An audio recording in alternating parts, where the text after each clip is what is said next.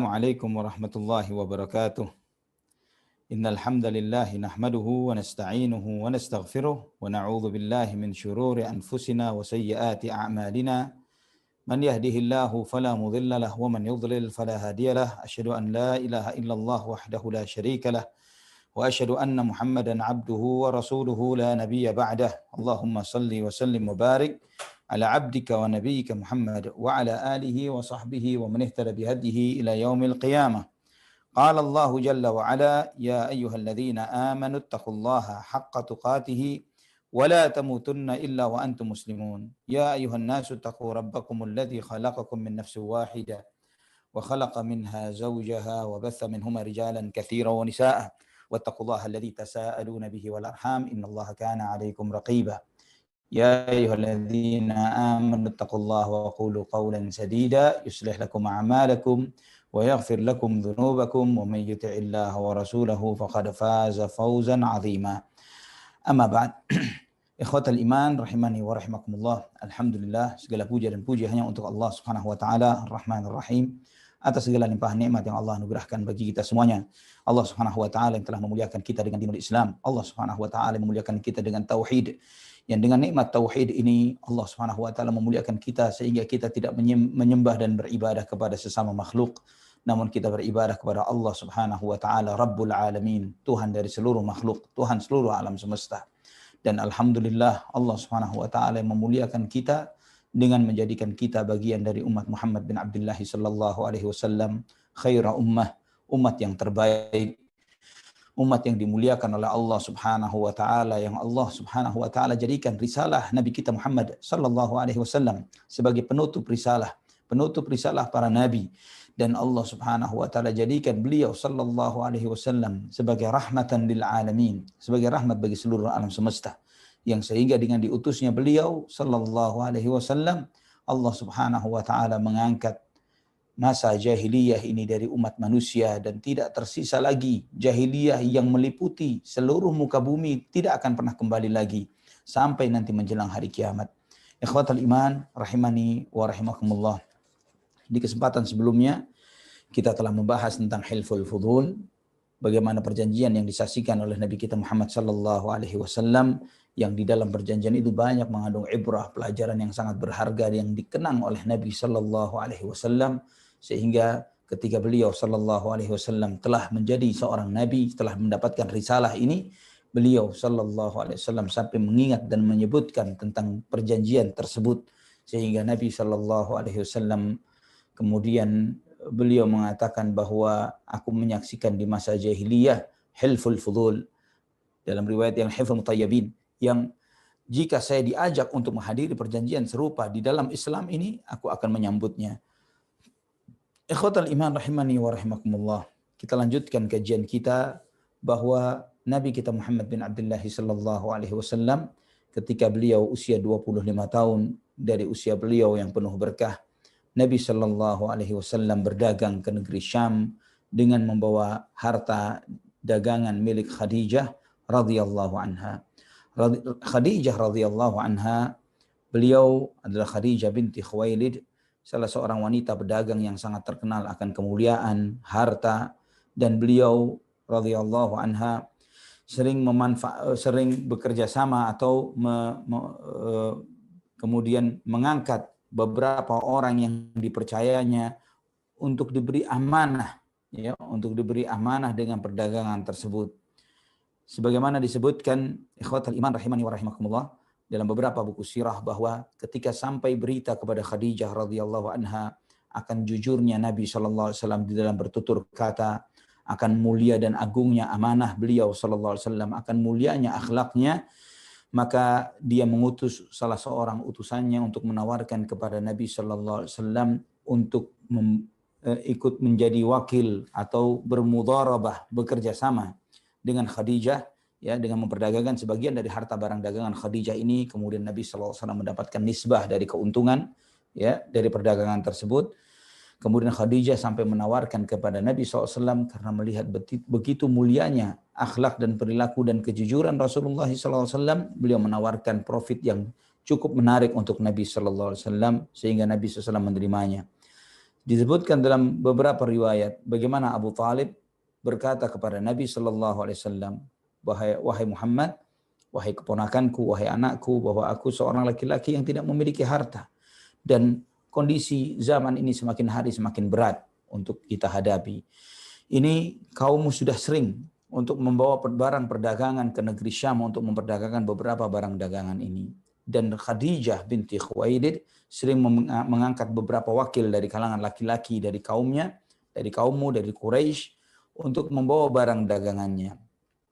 Andai kata engkau mau menawarkan dirimu kepadanya dan engkau bergegas untuk menawarkan hal ini dan dia sudah mengetahui bagaimana bersihnya dirimu, mulianya akhlakmu dan yang sebagainya, maka dia pasti akan menerima tawaranmu. Maka ketika Nabi SAW menyampaikan hal ini kepada Khadijah, dia mengatakan, ana u'tika dhi'fa ma u'ti rajulan min qaumik. Aku menawarkan kepadamu keuntungan 2 kali lebih besar ketimbang yang biasa saya berikan kepada orang lain dari kaummu. Dan Abu Talib mendengar berita gembira ini, Abu Talib sangat bergembira dan beliau berkata, hadza rizqun qad saqahu Allahu ilaika. Ini adalah rezeki yang Allah Subhanahu wa taala berikan kepadamu. Maka Nabi Shallallahu Alaihi Wasallam pergi ke negeri Syam dengan membawa barang dagangan milik Khadijah radhiyallahu anha. Dan Nabi SAW ditemani oleh salah seorang budak dari Khadijah yang bernama Maisarah. Ya, Maisarah ini nama untuk seorang laki-laki. Ya, seringkali ketika kita Maisarah ini masuk Indonesia jadi perempuan. Ya, sedangkan nama Maisarah seperti nama Ikrimah. Ya, seperti nama Ikrimah. Ya, Maisarah nama laki-laki, budak Khadijah radhiyallahu anha. Ya, namun seringkali di kita di bangsa Indonesia atau di Nusantara ini ketika kita menyebut nama Maisarah di benak kita seorang perempuan berjilbab mungkin ya dan yang semisalnya, dan ini adalah kesalahan persepsi terkait tentang Maisarah. Kemudian paman-paman Nabi SAW memberikan pesan kepada Nabi SAW ketika membawa barang dagangan ini. Ya, sampai mereka sampai di satu tempat di negeri Syam yang bernama Busra, ya, di negeri Syam. Mereka berteduh di sebuah kebun yang tidak jauh dari salah satu sinagog milik seorang Yahudi. Di sana ada seorang pendeta yang bernama Nastur, ya, dan pendeta ini melihat dan dia bertemu dengan Maisarah.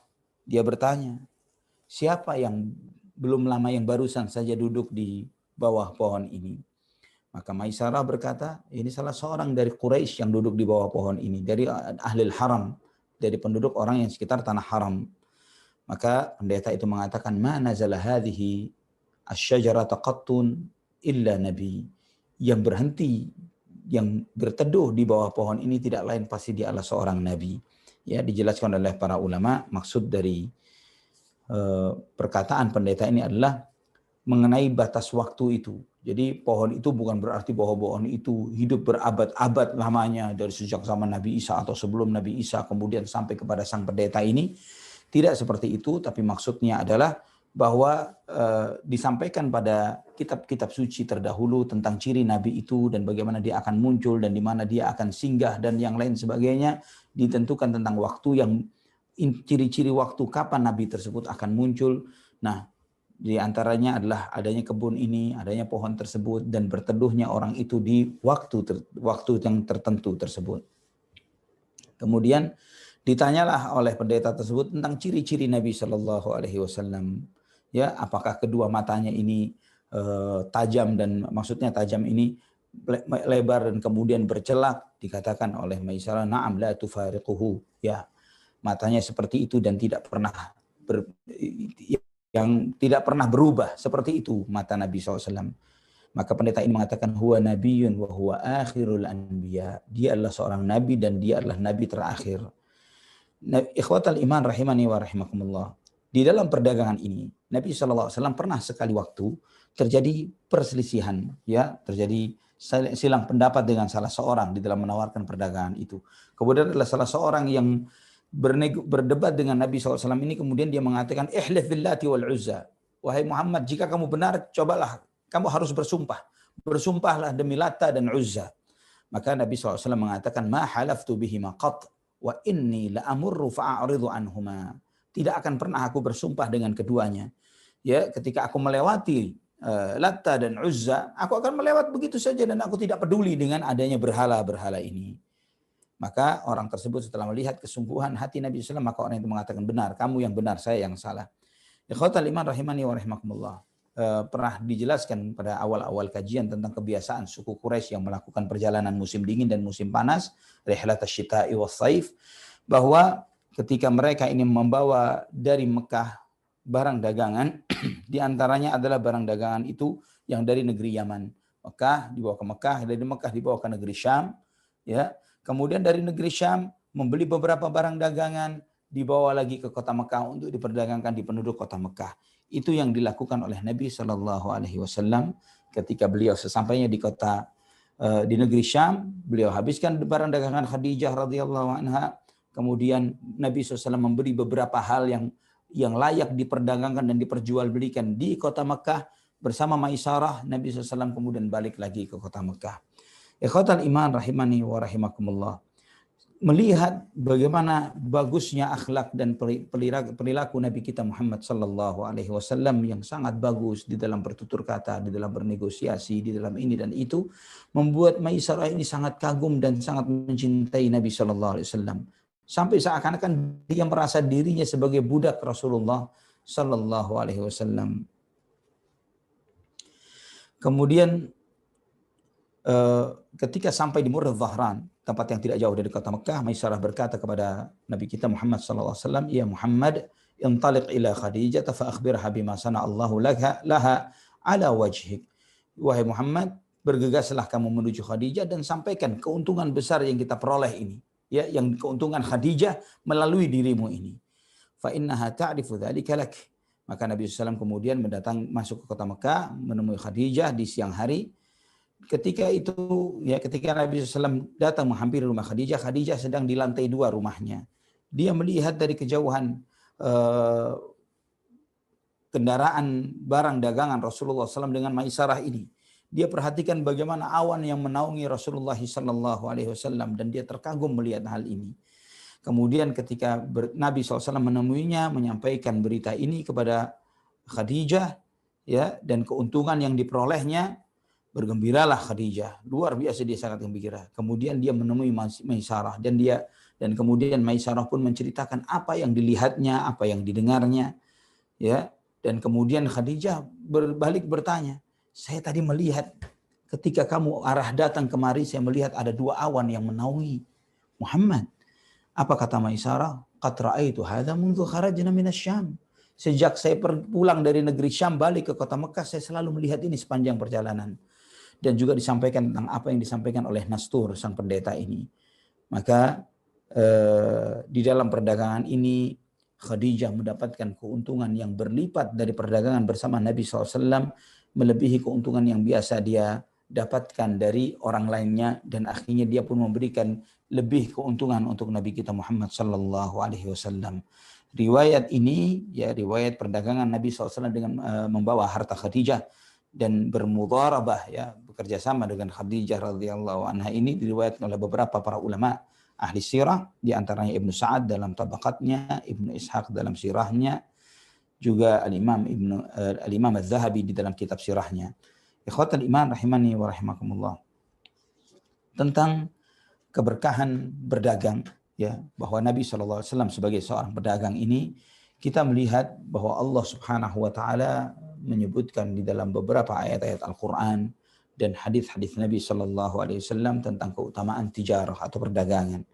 Ya, Allah Subhanahu wa taala berfirman di antara firman-Nya dalam surat Al-Mulk ayat 15, "Huwallazi ja'ala lakumul arda dhalulan famshu fi manakibiha wa kulu min rizqihi wa ilaihin nusyur."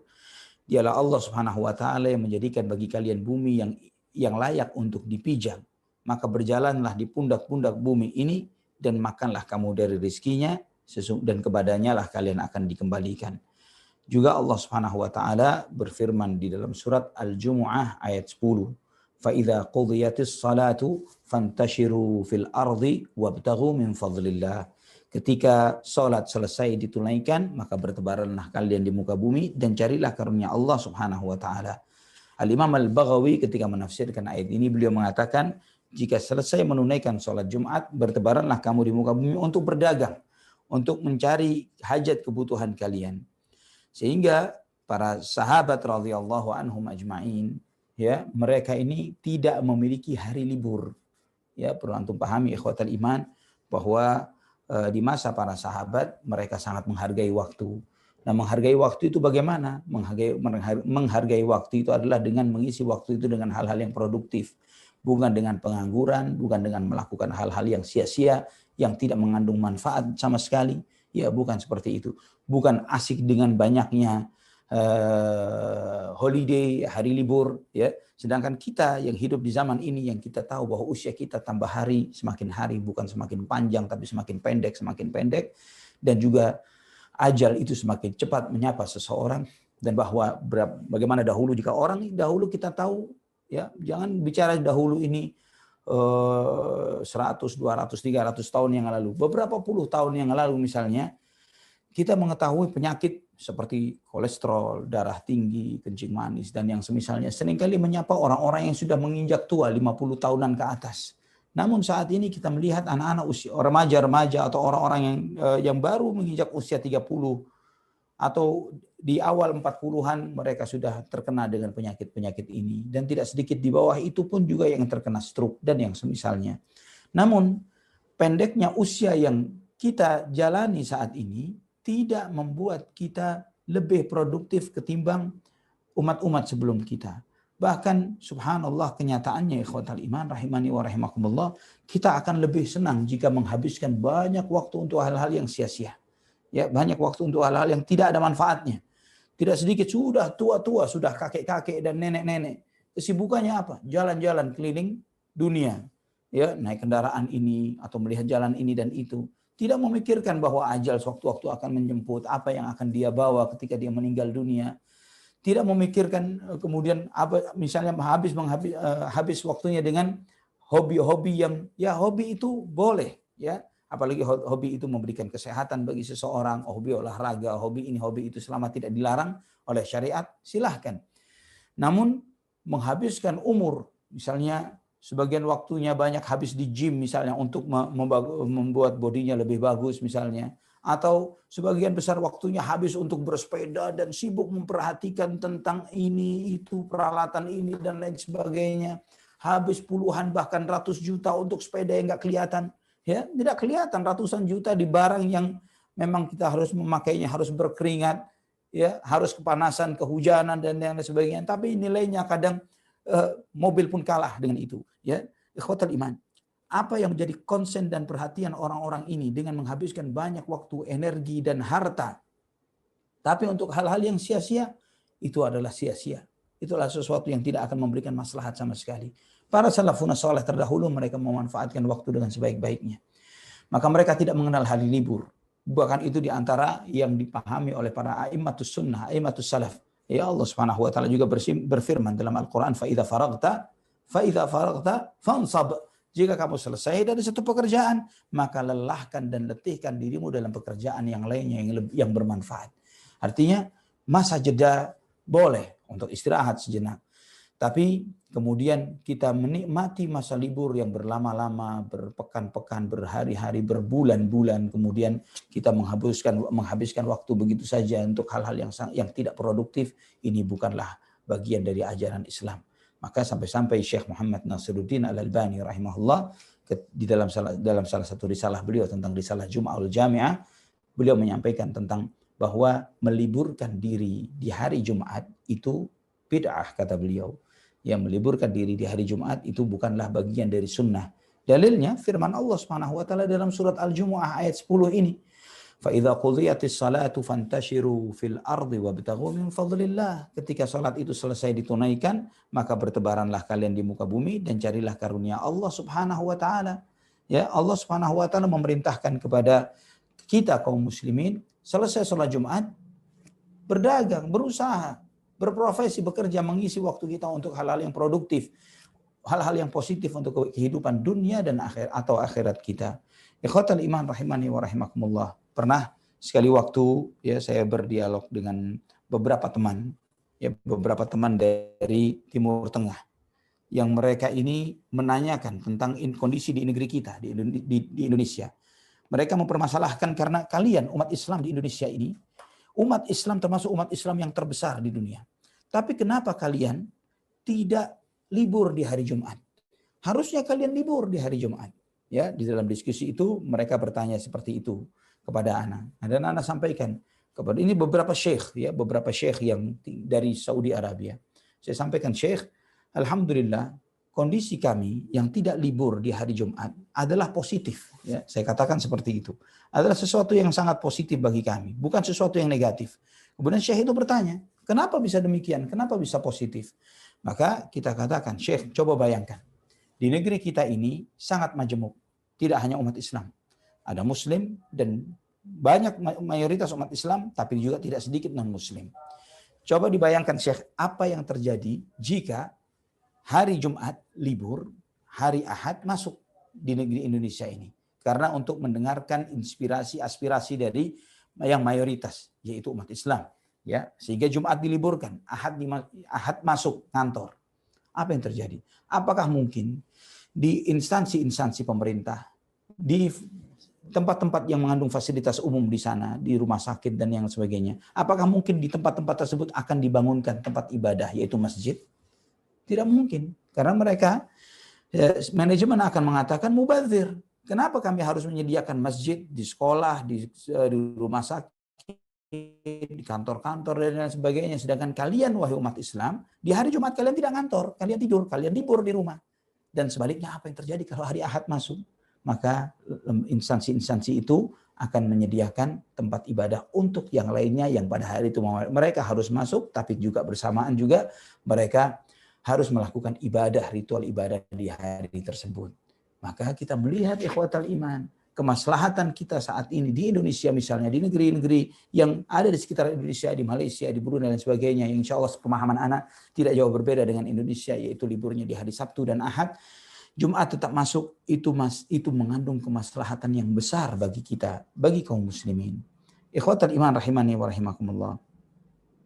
Arad ibn Malik radhiyallahu an, ketika selesai salat Jumat, beliau kemudian setelah berzikir dan sebagainya, beliau keluar menuju pintu masjid. Dan kemudian beliau berkata, Allahumma ajib da'watak, wa sallaitu faridatak, wa antashartu kama amartani, farzuqni min fadlika anta khairur raziqin. Ya Allah, kabulkanlah doaku kepadamu ini. Aku telah melaksanakan sholat yang sebagaimana engkau wajibkan. Dan aku sekarang keluar dari masjid untuk bertebaran di muka bumi mencari nafkah dan karuniamu. Maka berilah aku rizki dari karuniamu ya Allah. Sesungguhnya engkau adalah sebaik-baik yang memberi rizki. Ikhwatal iman rahimani wa rahimakumullah. Al-Imam Ahmad meriwayatkan di dalam musnadnya dari Rafi' bin Khudaij. Pernah Nabi SAW ditanya, ayyul kasbi atyab? Ya Rasulullah, hasil jerih payah yang manakah yang terbaik? Ya, hasil upah yang seperti apakah, hasil kerja yang seperti apa yang terbaik ya Rasulullah? Nabi SAW menjawab, amalur rajuli biyadihi wa kullu bai'in mabrur. Yang pertama kata Nabi SAW adalah amalan seseorang dengan tangannya. Jerih payah seseorang dari hasil tangannya sendiri. Wallahu a'lam, maksudnya adalah produksi. Ya, yang pertama yang terbaik adalah produksi. Ya, karena ketika seseorang itu fokus di dalam produksi, maka dia fokusnya adalah untuk memikirkan hal yang meringankan beban orang lain. Karena biasanya ranah produksi adalah memproduksi hal-hal yang memberikan kemudahan kepada orang lain. Ya, entah itu peralatan, entah itu sebuah sistem, entah itu ini dan hal-hal yang dibutuhkan oleh kebutuhan umat manusia yang lainnya. Maka yang pertama Nabi SAW bersabda, profesi terbaik pertama adalah produksi. Ya, dan kita melihat maslahat dan manfaat dari produksi ini ikhwatal iman. Yang sayangnya kita kaum muslimin sampai hari ini pun kita sadari dan kita sesali bahwa kita lebih menjadi konsumen ketimbang menjadi seorang produsen. Ya, sayangnya seperti itu. Dan seharusnya Nabi SAW sendiri menyampaikan bahwa yang terbaik, profesi terbaik adalah produsen. Maka semestinya kita berpikir dan terus memikirkan bagaimana kita memproduksi hal-hal yang memberikan keringanan dan kemudahan bagi umat manusia. Kemudian Nabi SAW bersabda yang kedua adalah wa kullu bai'in mabrur, dan setiap perdagangan yang baik. Bukan berarti setiap dagang, ya, setiap perdagangan yang baik. Ya, perdagangan yang baik adalah perdagangan yang bergerak di atas amanah, yang bergerak di atas nilai-nilai yang dihalalkan oleh Allah Subhanahu wa taala dan Rasulnya sallallahu alaihi wasallam, yang menjauh dari jenis-jenis transaksi yang diharamkan oleh Allah Subhanahu wa taala dan Rasulnya dan seterusnya. Dalam Sahih Bukhari ikhwatal iman, dari hadis Al-Miqdam ibnu Ma'di Karib radhiyallahu an, Nabi sallallahu alaihi wasallam bersabda, "Ma akala ahadun ta'aman qattu khairan min an ya'kula min amali yadihi, wa inna nabiyallahi Dawud alaihi salam kana ya'kulu min amali yadihi." Ya, Nabi SAW bersabda, tidak ada seorang pun yang makan ya dengan makanan yang lebih baik melebihi makanan yang diperoleh dari hasil jerih payah tangannya sendiri. Jadi upah yang kita peroleh sekecil apapun itu, sebesar apapun itu, dan kemudian dengan ini kita makan dari hasil jerih payah itu, adalah makanan terbaik yang disebutkan oleh Nabi SAW. Itu makanan terbaik ketimbang kita dibayarin orang, ketimbang kita dibelikan oleh seseorang. Wa inna nabiyallahi Dawud alaihissalam kana ya'kulu min amali yadihi. Dan sesungguhnya Nabiullah Dawud alaihissalam makan dari hasil jerih payahnya sendiri.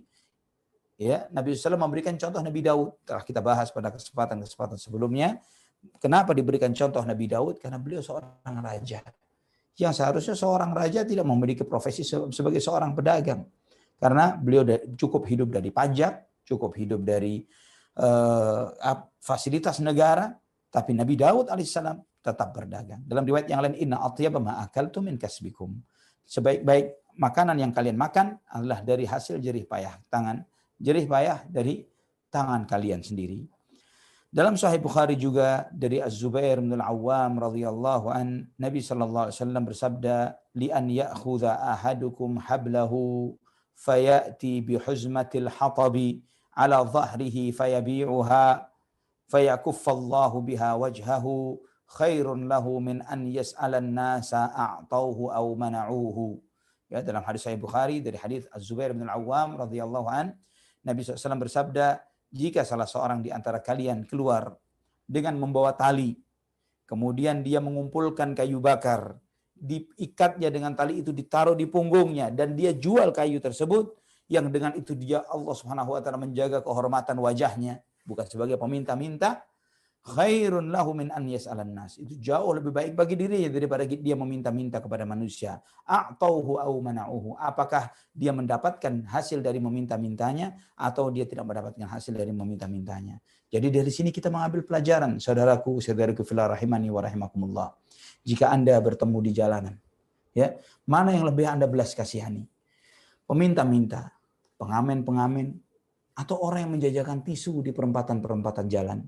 Ya, orang yang menawarkan mungkin sapu lidi, ya, atau menawarkan hal-hal yang remeh yang tidak ada nilainya, tapi dia menawarkan hal itu sebagai bentuk perdagangan, kompensasi barang dari apa yang dia tawarkan dari barang dagangan tersebut. Ini Nabi SAW bersabda bahwa orang itu jauh lebih mulia ketimbang orang yang datang mengetuk pintu kaca kita dengan meminta-minta atau mengamen dan yang semisalnya.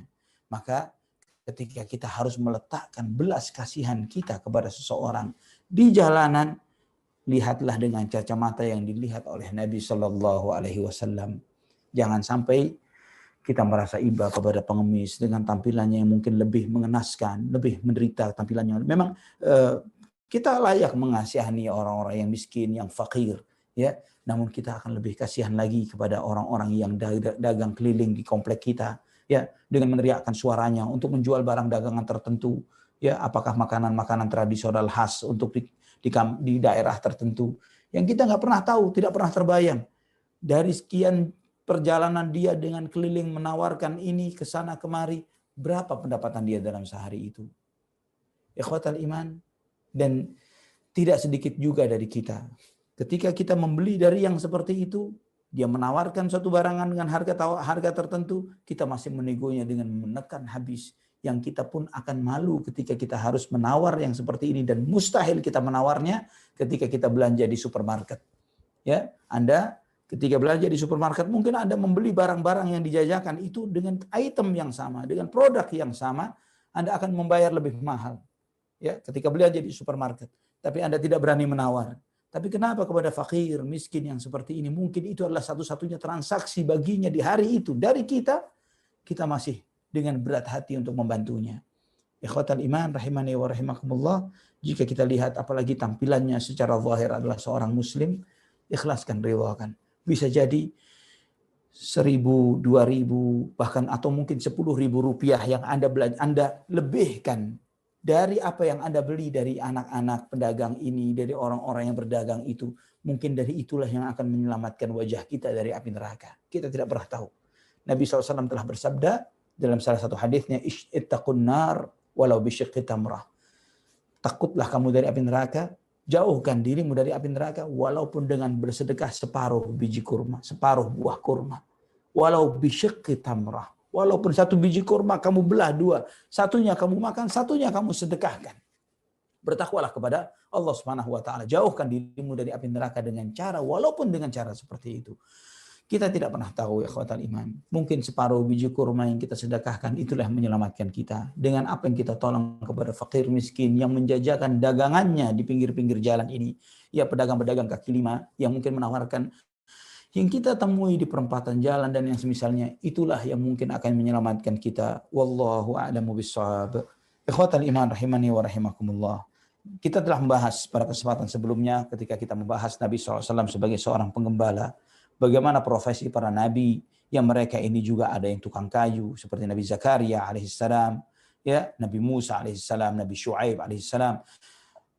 Mereka belasan tahun mengembala domba dan kambing. Demikian pula Nabi kita Muhammad sallallahu alaihi wasallam yang beliau menggembalakan kambing dan domba. Dan keutamaan berdagang ini sangat banyak ikhwatal iman. Itulah profesi Nabi kita di antaranya sebagai seorang pedagang. Profesi Khulafaur Rasyidin. Ya, mereka Abu Bakar, Umar, Utsman, Ali radhiyallahu anhu dan mayoritas para sahabat adalah pedagang.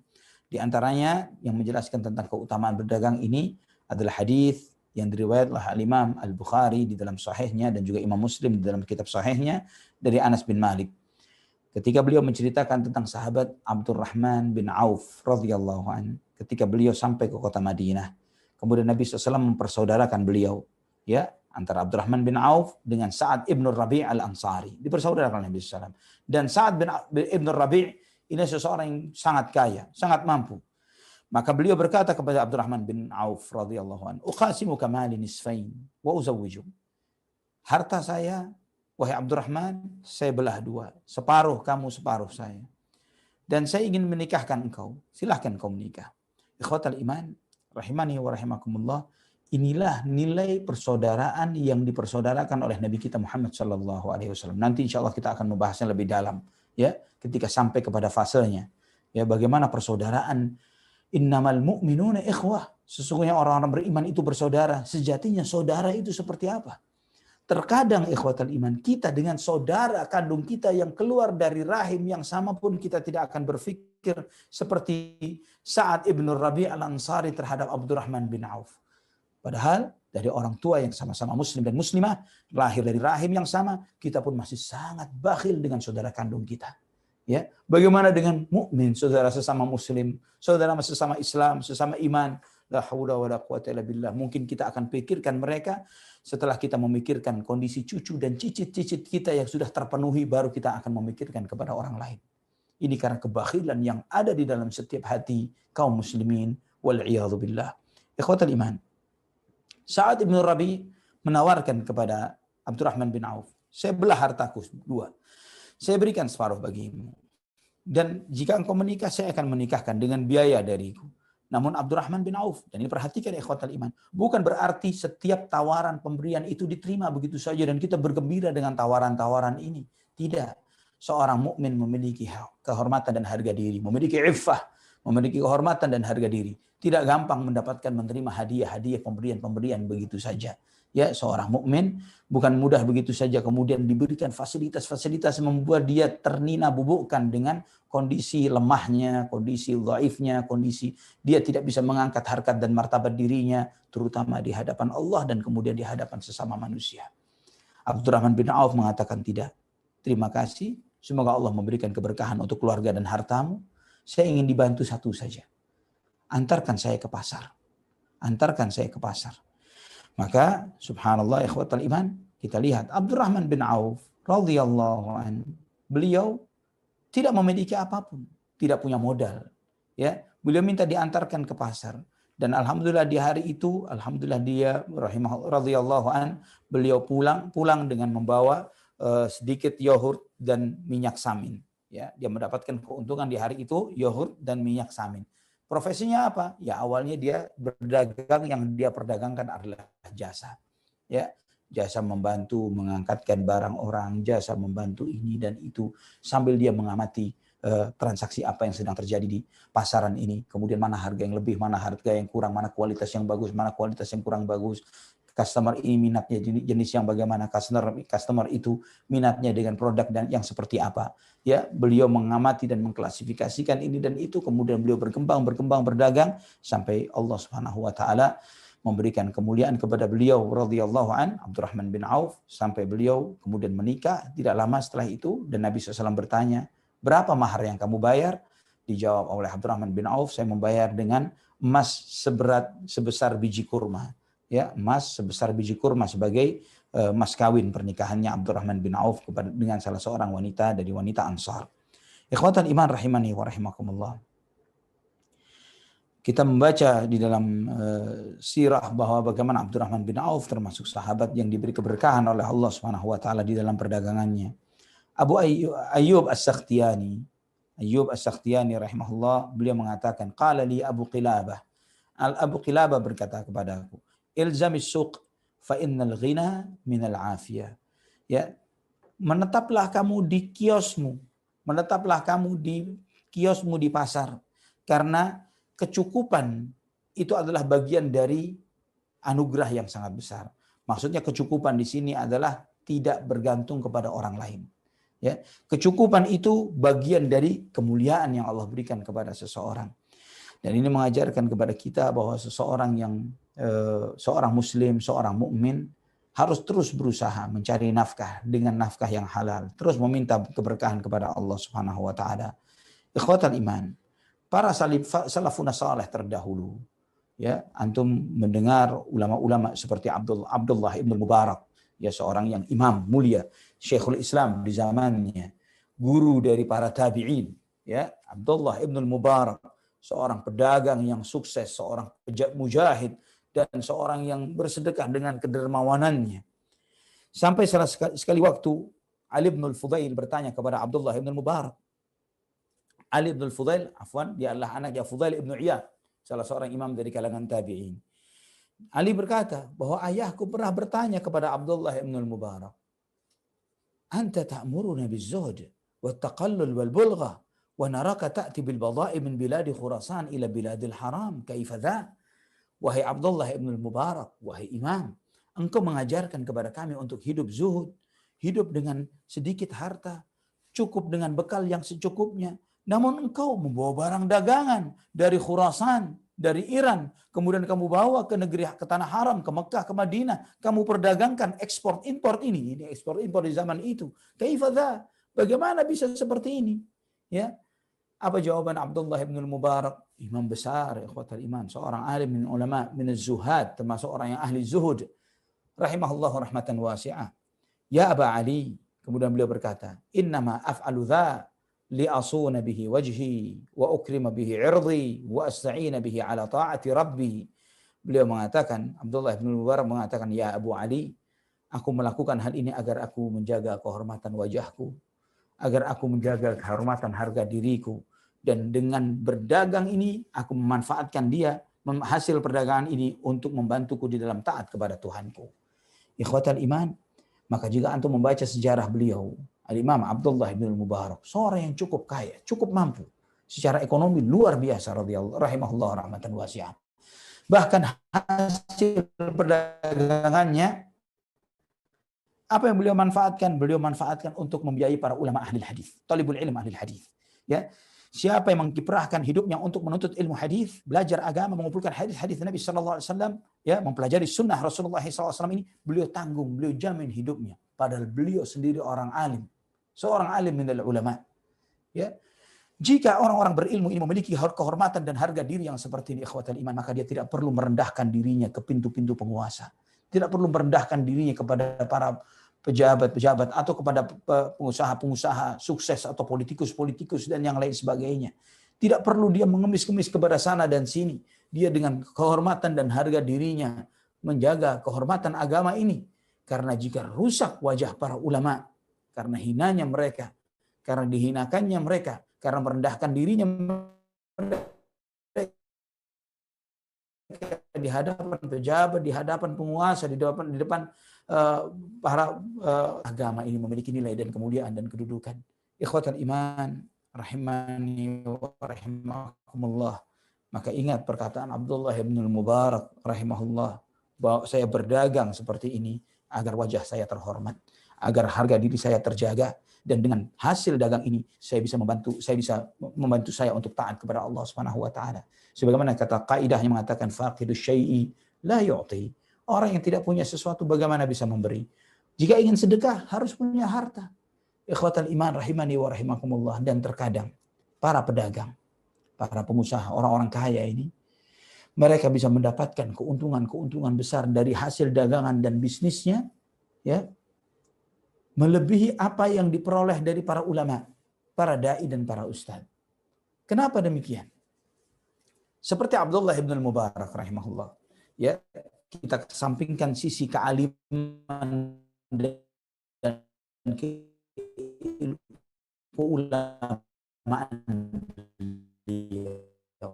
sisi pedagangnya sebagai seorang pengusaha. Dengan itu beliau membiayai para tulabul ilmu hadis, para ulama-ulama ahlus sunnah, yang dengan ini agama ini terjaga. Para talibul ilm, para ulama-ulama tersebut, mereka berdakwah, mereka mengajar. Dan setiap guru agama, setiap ulama, ya setiap orang alim, setiap pengajar, mereka tidak terbebas dari fitnah-fitnah. Bisa jadi adalah fitnah itu dari dirinya sendiri, riya, ujub, sum'ah, dan yang lain sebagainya. Tapi pengusaha yang ada di belakang mereka, yang membiayai hidupnya, yang mencukupinya, ya, dan ini adalah amal cerdas. Amal cerdas. Dengan dia membiayai santri-santri yang menghafal Quran misalnya, yang belajar di pesantren-pesantren, dia biayai di kehidupan mereka, dia cukupin ini, dia belikan buku-buku bermanfaat untuk para dai, para ustadz. Dan saya temui ada beberapa pedagang, ya, para pengusaha, dan di antaranya alhamdulillah anak pernah mendapatkan hal yang serupa. Ada seorang pengusaha sampai mengatakan, Ustadz, antum memiliki budget sekian juta rupiah untuk membeli buku terserah antum, ya, untuk mendatangkan buku-buku sebagai bekal dakwah antum. Subhanallah, iman. Dan saya pikirkan, subhanallah, dia dengan amalan seperti ini, selama manfaat buku ini anak ajarkan, bukan hanya di satu majelis ilmu, di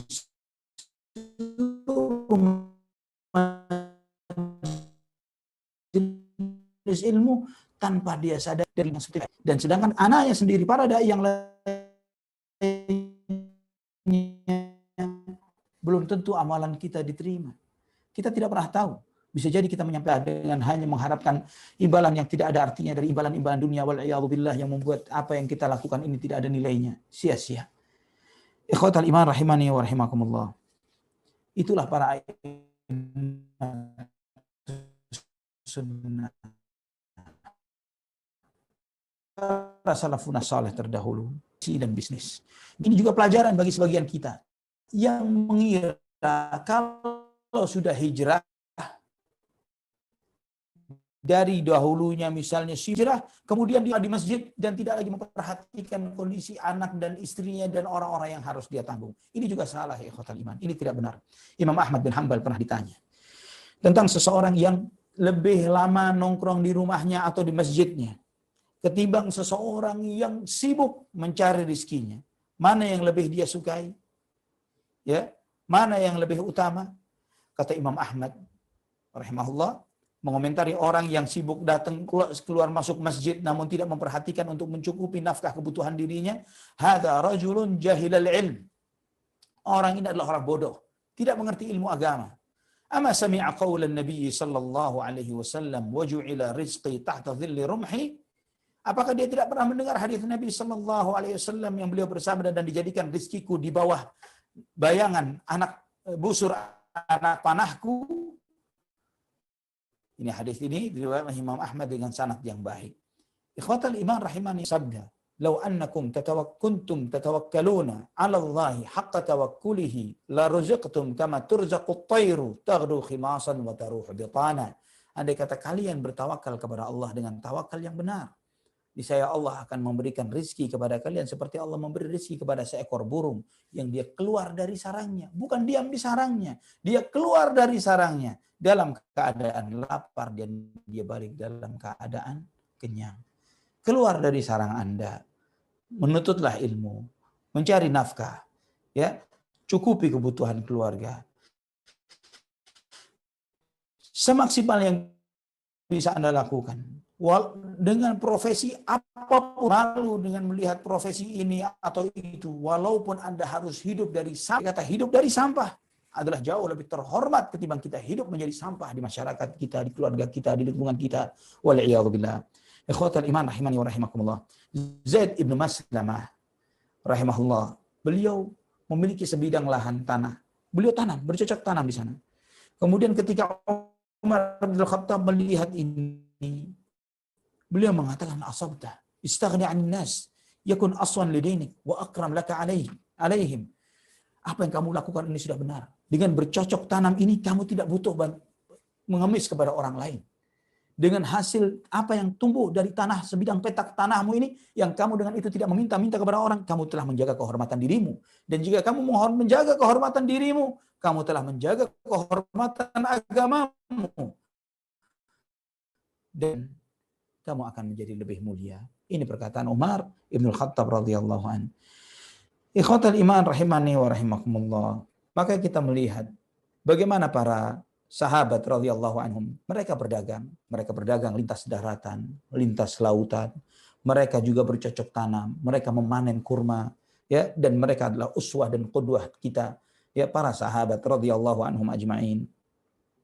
Sehingga Abu Qulabah Al-Basri beliau berkata kepada seseorang, "Li an araka tatluba ma'asyak ahabbu ilayya min an araka fi zawiyatil masjid." Jika aku melihatmu dalam kondisi sedang sibuk mencari ma'isyahmu, lebih aku sukai ketimbang aku melihatmu di salah satu pojok masjid. Maksudnya di jamnya, ya, di waktunya. Bukan berarti di jam sholat Jumat, kemudian dia tetap sibuk mencari nafkah. Tidak seperti itu. Ya, kita alhamdulillah dengan dinul Islam ini kita diajarkan untuk hidup yang seimbang, hidup yang benar. Bahwa ketika kita mencari profesi kita yang halal, bukan berarti mencari profesi yang halal kemudian melupakan hak-hak Allah Subhanahu wa taala. Demikian pula ketika kita menunaikan hak-hak Allah, beribadah, bukan berarti kita melupakan hak-hak diri kita, hak keluarga, anak, istri dan lain sebagainya. Tidak demikian. Namun dengan mencari nafkah yang halal, ikhwatal iman rahimani wa rahimakumullah, dan beribadah kepada Allah di waktunya, maka kita telah menjaga kehormatan diri kita dan itu menunjukkan sifat kemuliaan. Ikhwatal iman rahimani wa rahimakumullah. Abu Sulaiman Ad-Darani beliau mengatakan, "Laisa al-ibadatu 'indana an tasiffa qadamaika wa ghayruka yaqutulak, walakin ibda' bi raghifayka fahrizhuma thumma ta'abbad." Bukanlah ibadah itu ketika tanganmu ini halus dan kamu makan dari hasil suapan orang lain untuk dirimu. Namun sibukkan dirimu. Carilah nafkah yang halal. Setelah itu kamu beribadah yang benar kepada Allah Subhanahu wa taala. Sehingga juga apa yang disampaikan oleh Imam Ghazali rahimahullah, beliau mengatakan fahadhihi madhammatus syara' lisu'ali wal ittikali ala kifayatil aghyar. Bahwa menurut syariat sangatlah tercela ketika seseorang itu suka meminta-minta. Bahkan iman rahimani wa rahimakumullah, kemudian kata beliau, kata Imam Ghazali, maka seseorang yang tidak memiliki harta warisan yang banyak, maka tidak ada yang bisa menyelamatkan dirinya setelah Allah Subhanahu wa taala, ya, setelah Allah Subhanahu wa taala kemudian berdagang, berbisnis dengan bisnis yang halal. Ikhwatal iman rahimani wa rahimakumullah. Banyak sekali, ya, riwayat-riwayat nas-nas yang menunjukkan akan keutamaan berdagang dan menjaga kehormatan diri dari meminta-minta. Dan sebaliknya, orang-orang yang pengangguran, orang-orang yang malas-malasan sangat dicela oleh Allah Subhanahu wa taala dan sangat dicela oleh Rasulullah sallallahu alaihi wasallam, dan juga sangat dicela oleh para sahabat. Di antaranya adalah sebuah riwayat yang Anda bacakan ke antum, itu adalah sebuah riwayat dalam Sahih Muslim dari hadis Iyad bin Himar radhiyallahu an, beliau bahwa Nabi SAW bersabda, "Innallaha amarani an u'allimakum ma jahiltum." Sesungguhnya Allah memerintahkan kepadaku untuk mengajarkan kepada kalian apa yang kalian tidak ketahui. Kemudian Nabi SAW membacakan apa yang beliau ajarkan. Ya, Nabi SAW menyampaikan di antaranya, wa ahlun nari khamsah. Dan penghuni neraka itu ada 5 golongan manusia. Di antaranya, al-dha'iful ladzi la zabra lahu, alladzina hum fikum taba'a, la yabuna ahlan wala mala. Yaitu yang di antaranya adalah orang lemah yang tidak punya harta. Namun dia mengemis ke sana kemari meminta-minta, tidak memperhatikan keluarga dan juga tidak mencari harta. Disebut oleh Nabi SAW dalam hadis Sahih Muslim ini adalah bagian dari penghuni api neraka. Waliyadzubillah. Juga Umar bin Khattab radhiyallahu an, beliau berkata, la yaq'udu ahadukum an talabir rizqi wa yaqulu Allahumma rzuqni faqad alimtum anna as-samaa'a la tumtiru dhahaban wala fiddah. Kata Umar bin Khattab, janganlah salah seorang di antara kalian duduk di tempat duduknya kemudian doa, ya Allah beri aku rizki, ya Allah beri aku rizki. Ya, kata Umar bin Khattab, kalian tahu bahwa Allah tidak menurunkan hujan berupa emas. Allah Subhanahu wa taala tidak menurunkan hujan berupa perak. Ketika Anda meminta kepada Allah rizki, keluar dari rumah Anda, mencarilah nafkah yang halal. Ya, terus berikhtiar, maka Allah akan mengantarkan kita kepada pintu-pintu rizki. Ibnu Mas'ud radhiyallahu anhu beliau mengatakan, inni la akrahu an ara ar-rajula farighan la fi amri dunyahu wala fi amri akhiratihi. Saya tidak menyukai ada seseorang pengangguran, ya, yang pengangguran, yang tidak menyibukkan dirinya baik untuk urusan dunianya atau urusan akhiratnya. Ini sangat tidak disukai oleh para sahabat radhiyallahu anhum ajma'in. Ini ikhwatal iman rahimani wa rahimakumullah. Pembahasan kita pada kesempatan ini yaitu Nabi SAW sebagai seorang pedagang, dan ana sampaikan sedikit tentang beberapa hal yang terkait tentang keutamaan berdagang dan bagaimana para sahabat radhiyallahu anhum ajma'in terkait tentang perdagangan ini. Semoga pelajaran ini memberikan manfaat bagi kita semuanya. Wallahu taala ala wa alam bisawab. Baik Ustaz, syukran jazakallahu khairan atas penjelasan bahwa Nabi SAW adalah sang pedagang ulung bahkan gitu ya, sangat negosiator juga, dan Masya Allah ya, dan cara berdagang beliau memberikan kegembiraan kepada Ibunda Siti Khadijah ya, Masya Allah. Baik Ustadz, kita sudah memasuki ke sesi kedua, yakni pertanyaan. Namun ini kalau Anda lihat pertanyaannya memang tidak ada yang spesifik bertanya sesuai dengan materi, namun ada yang beririsan, ya ini tentang berjualan Ustadz, seperti itu. Yang pertama ini jadi ada pertanyaan tidak ada yang spesifik, pertanyaan dari yang tidak spesifik ke ke materi gitu Ustadz ya. Tapi masih ada yang beririsan. Ya ini tentang perdagangan atau muamalah. Ini pertanyaan datang dari ada 2 jamaah dari Suko Hijrah dari New Weekend ya, Pekanbaru. Ini yang pertama, hukum berjualan kosmetik. Bagaimana hukum berjualan kosmetik begitu? Berjualan apa? Kosmetik. Oh, berjualan kosmetik. Ini yang pertanyaannya akhwat ya. Ya. Hukum berjualan kosmetik mubah. Ya.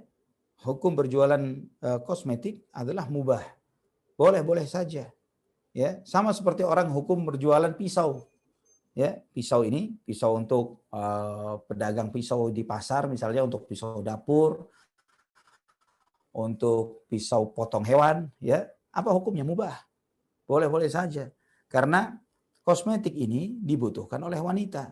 Ya, selama kosmetik itulah bagian dari kosmetik yang tidak haram ya, yang dihalalkan oleh syariat. Kecuali jika kosmetiknya adalah kosmetik yang haram, seperti sambung rambut misalnya, itu haram, ya, itu diharamkan. Misalnya menjual wewangian pun misalnya untuk wanita, ya, itu pun tidak mengapa. Tapi ada etika yang mesti dijaga. Misalnya Anda ketika menjual kosmetik ini untuk wanita, ketika mencobakan bukan kepada fisiknya, mungkin kepada alat kertas mencoba itu, ya. Karena kita tidak perlu bertanya kepada setiap calon pembeli kita ya, yang jika Anda berdagang kosmetik atau berdagang pisau misalnya, Pak, pisaunya mau dipakai apa? Mau dipakai untuk potong bawang, potong kambing, atau nodong orang? Ya, kita tidak akan mungkin bertanya kepada setiap calon pembeli kita dengan pertanyaan-pertanyaan yang seperti itu. Demikian pula dengan kosmetik, ya, selama kosmetiknya halal. Ingat, selama kosmetiknya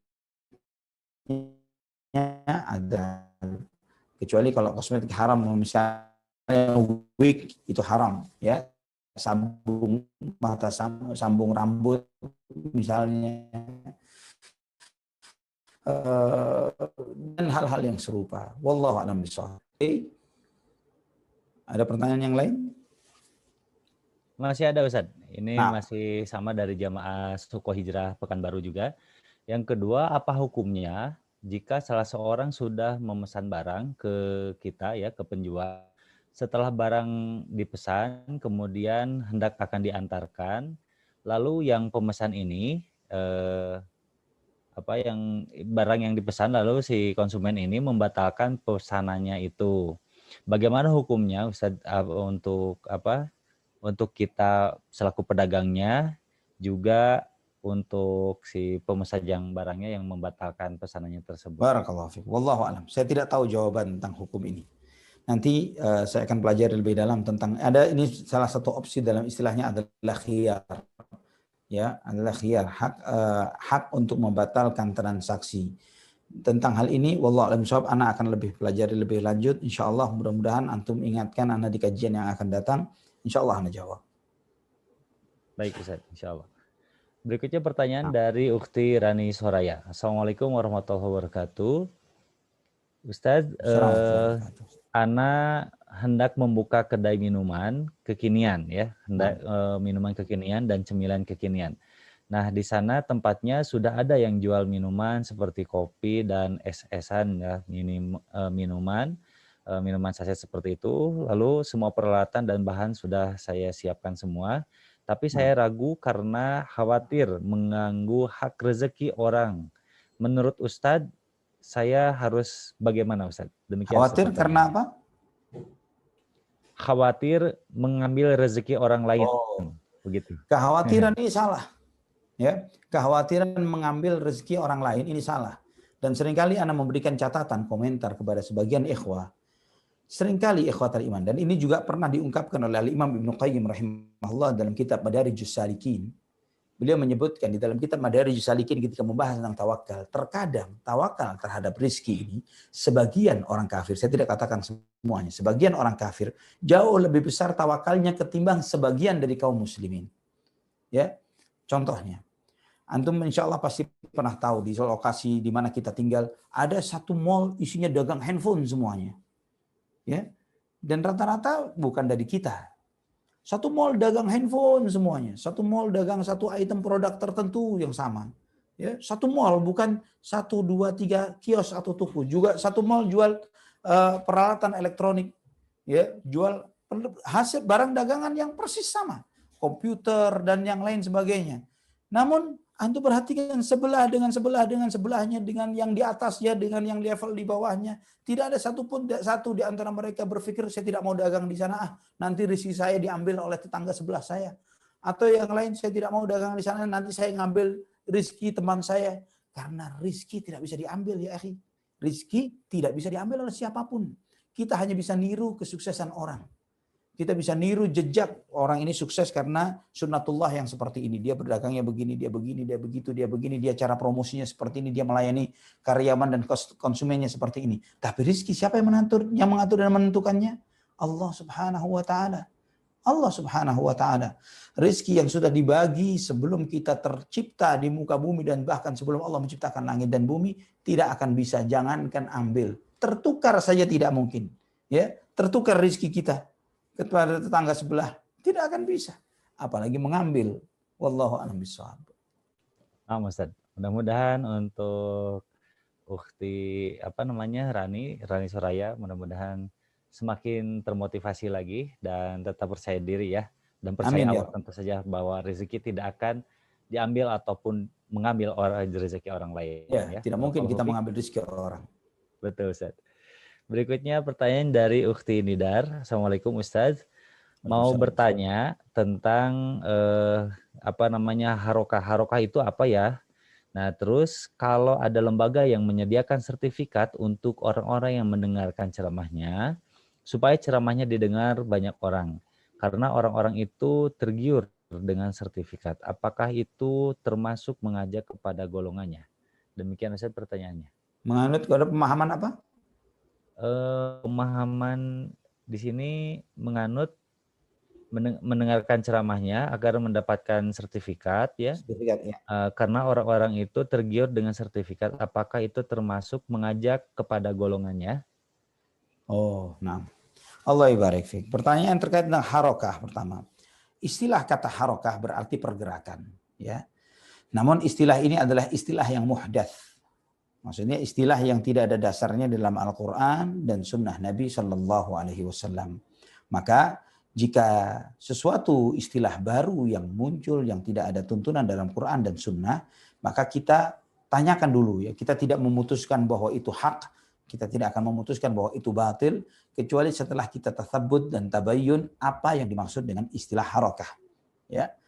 Kemudian kita tanya kepada mereka, apa maksud dari harokah ini? Oh, maksud kami adalah dakwah misalnya. Ya, mereka mengatakan bahwa maksud harokah itu dakwah. Maka kita tanyakan, kalau yang Anda maksud dari istilah harokah itu adalah dakwah, kenapa tidak menggunakan istilah yang dipakai oleh Allah Subhanahu wa taala dan Rasulnya di dalam Al-Qur'an dan Sunnah? Kenapa Anda membuat istilah baru yang tidak dikenal oleh Allah, tidak dipakai oleh Allah, tidak dipakai oleh Rasulullah Sallallahu Alaihi Wasallam? Ya, dakwah jauh lebih berkah ketimbang istilah harokah. Ya, dan terlebih lagi harokah ini tidak selalu bernilai positif. Ya, seperti daun yang di sebelah anak ini tataharrak. Ya, al-awraq tataharrak, bahwa daun ini sedang bergerak. Ya, tapi bergeraknya ini apakah pindah dari tempatnya atau memberikan suatu perubahan hal yang positif? Tidak. Ya, ketika dia bergerak maka dia berharokah, bergerak. Tapi apakah pergerakan itu bernilai positif? Tidak. Bahkan seringkali istilah harokah itu dimanfaatkan untuk hal-hal yang sifatnya negatif. Ya, pergerakan yang bersifat revolusioner, gerakan G30 SPKI, gerakan ya. Ya, tidak disebut sebagai dakwah G30 SPKI, ya, tapi gerakan 30, gerakan hal-hal yang sifatnya negatif, bukan hal-hal yang sifatnya positif. Maka setiap muslim harusnya aware, harusnya sadar dan waspada ketika melihat ada istilah-istilah baru. Oh, ini adalah kita harokah sunniyah, harokah ini, harokah itu, harokah ini. Ketika mengatakan melabeli dengan label-label yang menyilaukan, memukau, bagus, indah, dan yang lain sebagainya, tarik semuanya itu kepada standar Al-Quran dan Sunnah. Ketika standar Al-Quran dan Sunnahnya sudah benar, baru kita iakan. Kalau tidak sesuai, maka kita kesampingkan. Kemudian kajian pakai sertifikat. Wallahu a'lam bishawab. Jadi bisa jadi kalau yang Anda pahami mungkin ya berhusnudzon dengan apa yang dimaksudkan, mungkin adalah kajian yang sifatnya spesifik. Misalnya kajian 2 hari di satu tempat tertentu, mengkaji tentang parenting misalnya, atau mengkaji tentang ilmu waris secara spesifik misalnya, atau mengkaji tentang hal-hal yang memang sifatnya spesifik, tentang hal-hal yang sifatnya tematis dan berjenjang, mungkin bisa jadi seperti konsep sekolah dan pendidikan, maka memberikan kepada alumni tiap gelombang atau level itu, Anda lulus gelombang 1 ini sertifikatnya, Anda lulus gelombang 2 ini sertifikatnya. Yang seperti itu adalah apakah boleh? Boleh saja, tidak mengapa. Ya, itu tidak mengapa, bukanlah sesuatu yang dilarang di dalam syariat. Ya, namun ketika mereka memahami bahwa yang mendapatkan sertifikat dari lembaga itu adalah ikhwanuna, saudara kami yang belum punya sertifikat dari organisasi itu, bukan ikhwan kami, maka itulah sesuatu yang diharamkan, yang memecah belah agama menjadi berkelompok-kelompok. Tapi kalau konsepnya seperti yang pertama, insya Allah mudah-mudahan adalah yang jenis yang pertama ini, maka itu tidak mengapa. Misalnya lembaga kajian ini sekali waktu membuat tahapan-tahapan kajian tentang ilmu tauhid misalnya, atau ilmu sirah, atau ilmu yang lainnya. Kemudian lulus tahap 1, terima sertifikat. Lulus tahap 2, terima sertifikat. Misalnya seperti itu. Tapi bukan dalam bentuk penghususan belajar kepada kami, di luar kami tidak sah, kurang bagus, tidak bernilai, dan lain sebagainya. Bukan dalam konteks seperti ini, tapi untuk mengikat hubungan antara lembaga yang menjadi penyelenggara pendidikan itu dengan murid-murid yang belajar, ya, dan untuk mengukur juga kapasitas kemampuan murid-murid yang belajar tersebut, ya. hal-hal yang seperti itu tidak mengapa. Wallahu a'lam bishawab. Baik, Ustaz. Jadi keberadaan lembaga itu untuk apa ya, suatu lembaga yang legalitas ya, yang mengeluarkan sertifikat tersebut ya, Untuk sehingga bisa legalitas, ta'awun dipertanggungjawabkan 'alal gitu birri ya. wat taqwa boleh saja. Ya, sehingga bisa dipertanggungjawabkan begitu Ustaz ya, barangkali. Benar. Baik. Baik, kita beralih ke pertanyaan berikutnya dari jemaah akhwat atas nama Ukhti Khonsa Al Indonesia. Assalamualaikum Ustaz. Apakah Waalaikumsalam warahmatullahi para tukang parkir atau tukang atur kendaraan di belokan atau di persimpangan jalan yang selalu meminta upah termasuk zolim? Karena jika kita tidak memberi, dia kadang-kadang melukai mobil, mengumpat dan lain sebagainya. Ataukah kita yang zolim karena tidak memberi kepada mereka? Demikian. Dan apakah itu sebuah profesi yang bagus atau apakah itu harusnya sebuah volunteer saja, Ustaz? Begitu Ustaz Barakallah. pertanyaannya. Naam. Ikhwani fillah rahimani wa rahimakumullah. Profesi tukang parkir dan yang semisalnya.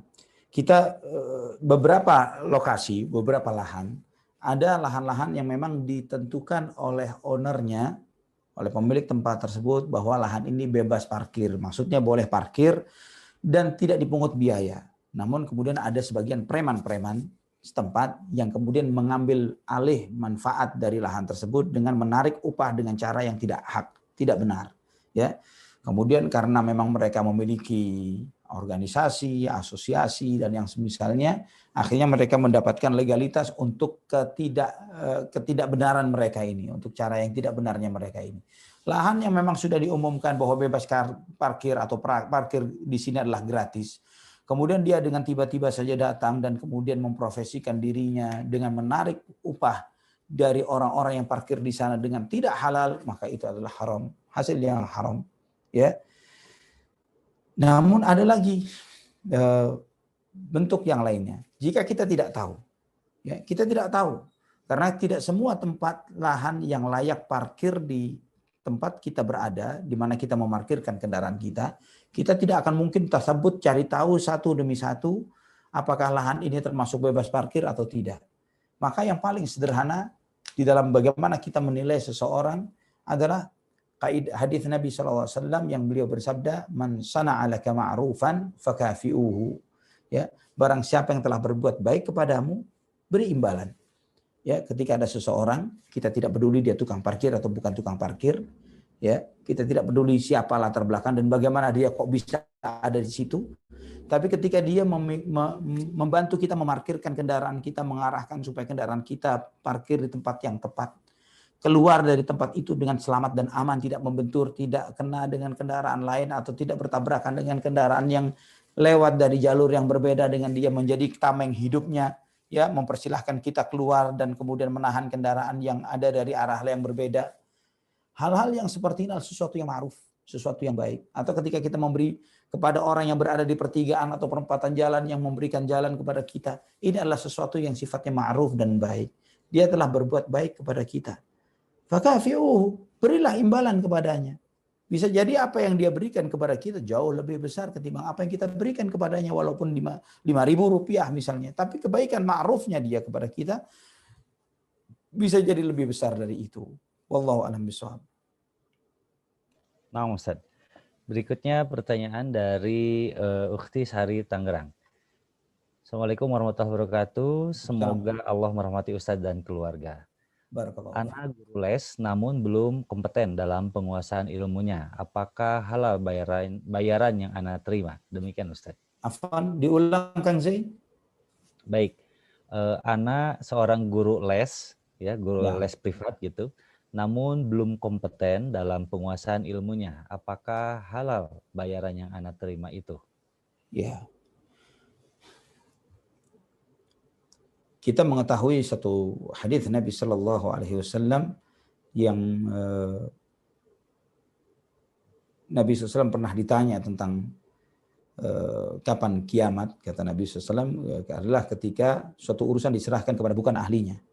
Ya, artinya itu akan menimbulkan kerusakan, suatu madharat, sesuatu yang berbahaya. Ya, bagaimana ketika kita menyadari bahwa kita tidak memiliki kompetensi di dalam sesuatu perkara, suatu hal, ya kemudian kita mengambil hasil dari upah tersebut, ya. Dan ini adalah sesuatu yang haram, yang tidak dibolehkan dalam syariat, ya. Ini tidak dibolehkan. Jika Anda merasa bahwa Anda tidak sanggup atau memang merasa kompetensi Anda kurang dalam hal ini, mundur, ya, mundur. Saya minta maaf, nyatakan saya tidak sanggup. Apakah Anda ridho saya ajarkan kepada Anda sesuatu yang salah misalnya, ya. Hal-hal yang seperti itu harus kita sadari bahwa di antara keberkahan seseorang adalah ketika Allah Subhanahu wa taala menyadarkan kepada orang itu kapasitas dirinya, ya, kekurangan, kelebihan yang ada pada dirinya, dan dia mengakui kelebihan tersebut, dia maksimalkan dengan baik, dia menyadari kelemahan-kelemahannya, dia bertaubat kepada Allah atas kelemahan-kelemahan itu, dan kemudian dia mengisi kelemahan-kelemahan ini dengan hal-hal yang positif. Wallahu a'lam bishawab. Jadi sebaiknya tinggalkan jika Anda merasa bahwa kompetensi itu Anda tidak memiliki kompetensi tersebut. Namun begini, misalnya Anda adalah seorang yang memiliki kemampuan dasar matematika, sebagai contoh misalnya, ya, matematika sampai tahap insya Allah sampai soal-soal anak-anak kelas 2, kelas 3 SMU Anda bisa selesaikan dengan baik tanpa harus membuka-buka ulang buku atau melatih-latih lagi, karena kemampuan yang sudah Anda miliki walaupun di level kelas 2 atau 3 SMU misalnya. Dan Anda diminta untuk mengajar matematika untuk anak kelas 1, 2, 3, 4, 5 SD misalnya.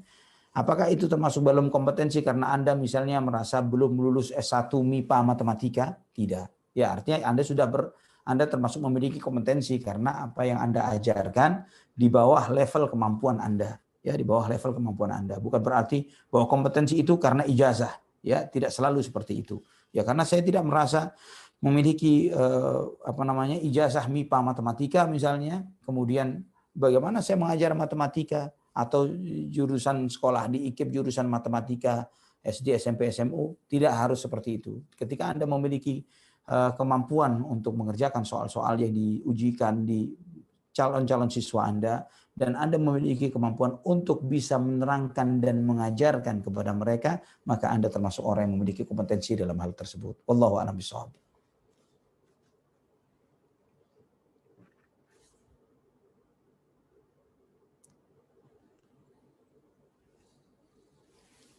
Kang Z.